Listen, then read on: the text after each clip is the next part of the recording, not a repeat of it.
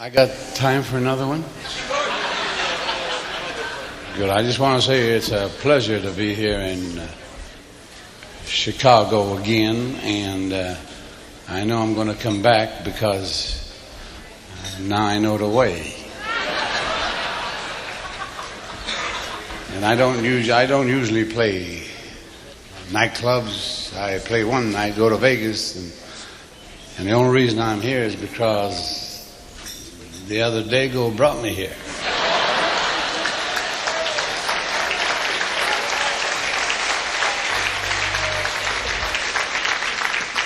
And I love it. The audiences have been wonderful up until now.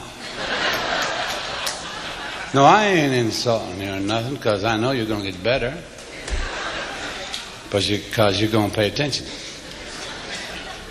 And if you don't pay attention, they're going to call Frank out, and he's going to jump all over you.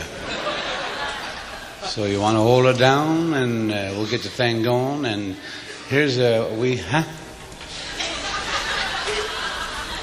No, don't talk back. I'm a guest. I'm just here because I don't need this at all. Don't need this at all because it makes no difference. I love to work because I'm working with my good buddy. That's all. I was doing nice, and I just want to say that I work in Vegas at that new big hotel, the Megam. The MGM. Yeah, the MGM hotel. That's a big mother, I'll tell you. Oh, they even got a theater there. And you can see a picture. And it's open in the afternoons for some of you guys that want to knock off a matinee. Ain't too many of us old guys left here. And they have beautiful suites upstairs named after the great stars. They have the Clark Gable suite, the Jimmy Stewart suite. I always stay in the Raquel Welch suite. No doorbells, just two knockers. Wasn't that three? Three knockers. Three. She must have one in the back for dancing. But I want to... And just remember the great words of Sammy Davis Jr., who said to his rabbi, "You gonna cut off my what?" Yeah, he said that. See? Isn't it nicer when you pay attention? Yeah, dirty sons of bitch. We have a thing here, I'm telling you, and boy, we had such fun there. We were going to... You wouldn't tell... They have... I'll bet you that all of you don't remember where the hell am I? How where the hell? Huh? And why they pick on my buddy Frank, I don't know. All Frank's ever wanted was a little house where he could lay his hat and a few friends.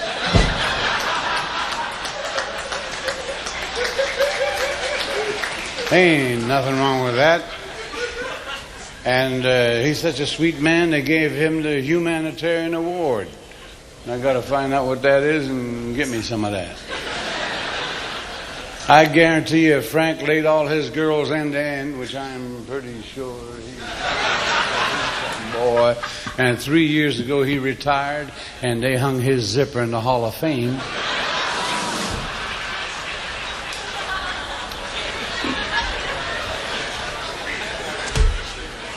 Yeah, but I do want to say that only Frank could have ever gotten Jerry Lewis and me together on the same stage after 20 years.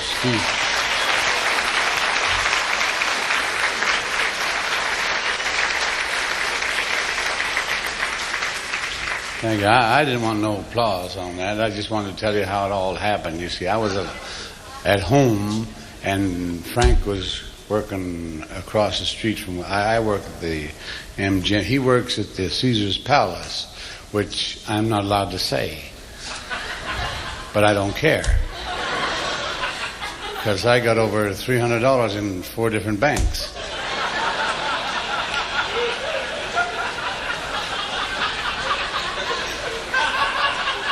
And 5 New York City bonds. I don't need it.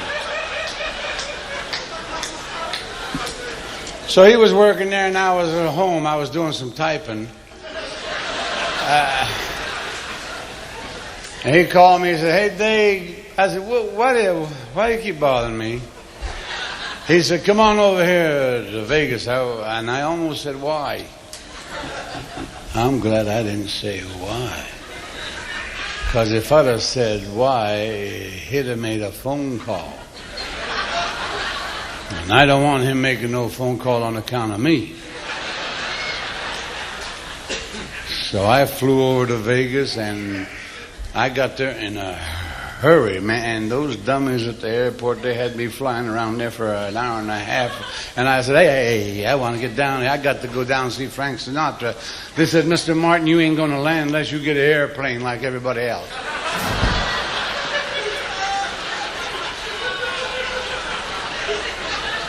Well, I stepped down, and I went over to Caesar's Palace, which I'm not allowed to say, and I listened to Frank sing, and boy, he was singing bad. Oh, he should have stayed retired. Don't say I said that when he comes out. It's okay. And he got through, and they applauded, and I don't know why, because he was there. And he passed me. He said, "Follow me." Follow? So I followed him. And we went out the back way, and lo and behold, I see 3 big black cars, and I say, "Hot damn, wonder what I've done now." He said, "You see that middle car there? You get in the back seat. I'm going to get in there with you, and Jilly is going to drive." Jilly's got one eye. I knew it was his car. It only had one headlight. And now we're heading for the desert, and I got a funny feeling I'm going to say hello to Howard.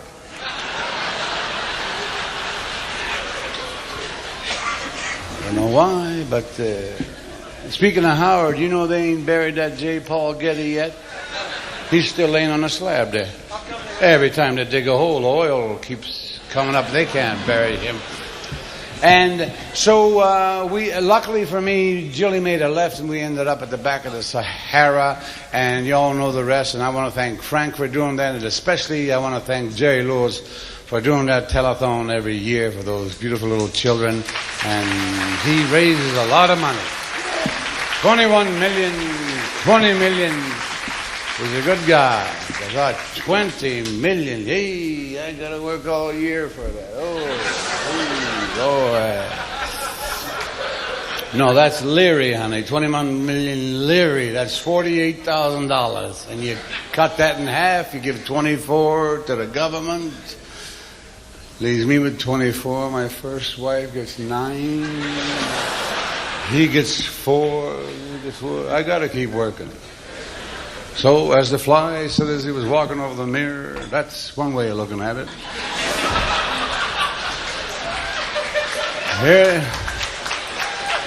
Here's a very beautiful song.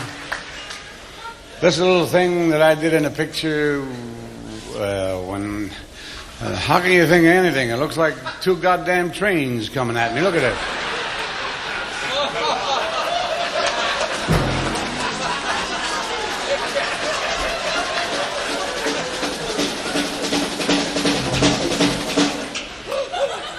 I think they hit me. Jimmy Carter and Billy Carter right up there. Boy, I wish Billy was the president. Oh, man.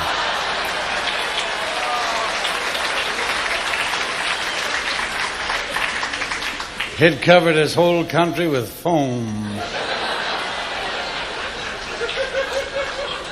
Well, here it is, a beautiful song from that wonderful picture. Let's get out of the wheat fields, Mabel. We're going against the grain.